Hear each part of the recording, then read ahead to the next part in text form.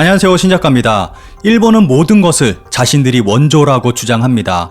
그런데 오늘 이야기할 것들은 정말로 일본이 원조인 것들입니다. 재미있는 것은 이것들이 해외에 일본이 아닌 한국 것으로 알려져 있고, 심지어는 일본 것보다 더 많이 팔리고 있어서 엄청난 부가가치를 창출하고 있다는 것입니다. 이러한 상황에 일본은 엄청난 열등감에 사로잡혀 있습니다. 일본이 가지고 있는 나쁜 버릇 중 하나가 무엇이든 자신들의 것이라고 주장하는 것입니다. 일본의 이러한 모습을 가장 잘 보여준 사례가 있습니다. 바로 딸기입니다. 평창 올림픽 당시 일본 여자 컬링 대표팀의 한국 딸기는 놀라울 정도로 맛있다는 단 한마디 발언에 일본 열도 전체가 발칵 뒤집혔습니다. 그 후 일본에서는 한국의 딸기가 일본의 종자이고 일본 딸기를 도둑 맞았다며 난리가 났습니다. 그리고 일본 전국 농협조합 연합회는 컬링 대표팀에게 진정한 일본 딸기의 맛을 보여주겠다며 딸기 180상자를 선물했습니다. 딸기의 경우 빨리 무르고 상하기 때문에 빨리 먹어야 합니다. 그런데 몇 명 안 되는 인원으로 구성된 컬링팀인데 이 많은 딸기를 어떻게 먹으란 말인가요? 게다가 일본의 모든 언론의 카메라는 컬링 대표팀에게 향하고 있었습니다. 그런 상황에서 이웃이나 친척 등에게 딸기를 주기라도 한다면 또다시 커다란 논란이 일었을 겁니다. 이것은 거의 집단 광기고 집단 괴롭힘이나 다름없는 행동이었습니다.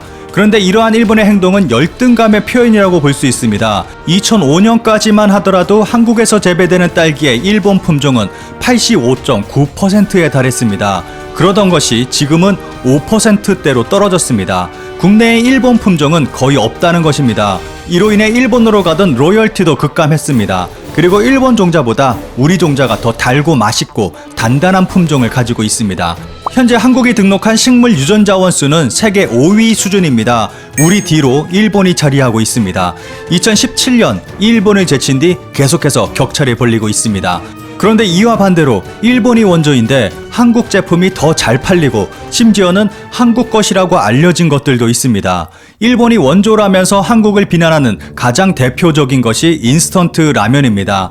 인스턴트 라면을 최초로 개발한 것이 일본이라는 것은 누구도 부인할 수 없는 사실입니다. 그리고 일본의 인스턴트 라면은 세계적으로도 유명하고 점유율도 적지 않습니다. 그런데 일본이 한국을 비난하는 이유는 한국 라면의 위상이 점점 높아지고 있고 일본의 자리를 넘보고 있기 때문입니다. 지난 7월 미국 3대 일간지 뉴욕타임스가 세계에서 가장 맛있는 라면으로 신라면 블랙을 꼽았습니다. 뉴욕타임스가 선정한 최고의 인스턴트 라면 기사에서 신라면 블랙은 기자와 전문가들이 선정한 전 세계 베스트 11 라면 중 1위를 차지했습니다.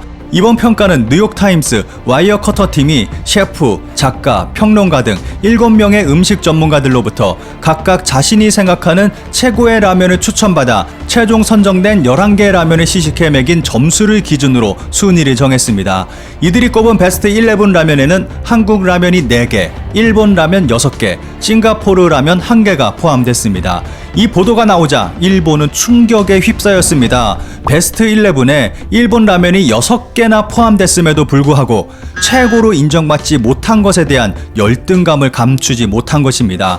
이와 관련된 기사에 달린 댓글을 하나만 살펴보겠습니다.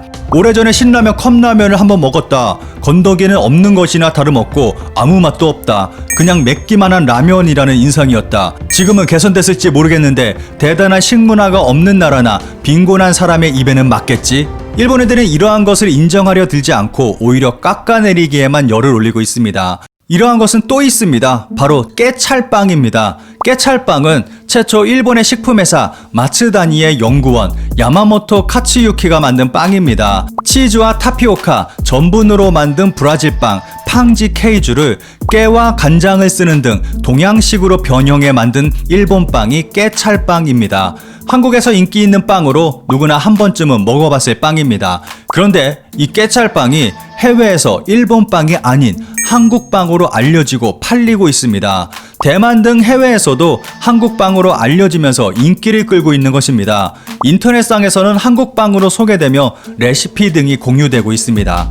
마트에 깨찰빵으로 채워진 코너가 따로 만들어질 정도로 대만에서 큰 인기를 끌고 있는데 한 제빵업자가 기술을 전수받아 판매하면서 한국 면포라는 이름을 가지게 됐다고 합니다.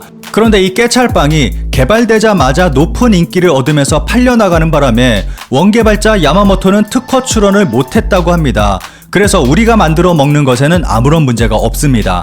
한국 마츠다니는 깨찰빵의 원개발자 야마모토 카츠유키를 초빙해서 한국에서 깨찰빵 베이커리 교실을 열기도 했습니다. 그런데 이러한 것은 또 하나 있습니다. 이건 깨찰빵과는 차원이 다른 부가가치를 안겨주고 있습니다.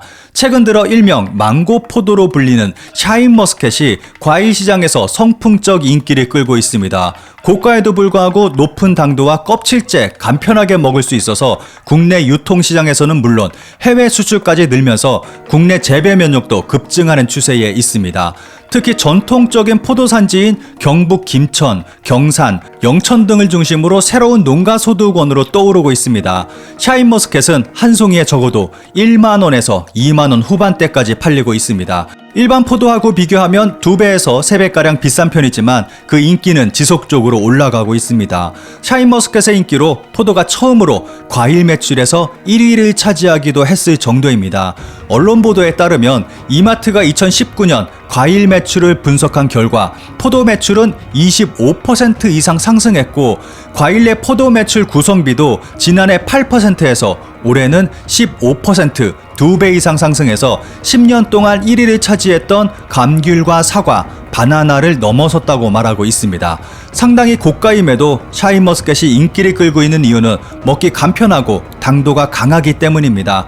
우선 씨가 없으면서 껍질째로 먹을 수 있어서 기존 포도에 비해 편하게 먹을 수 있습니다. 또 당도도 평균 16에서 18브릭스로 높고 망고처럼 단맛이 강해서 망고포도라는 별칭이 붙기도 했습니다.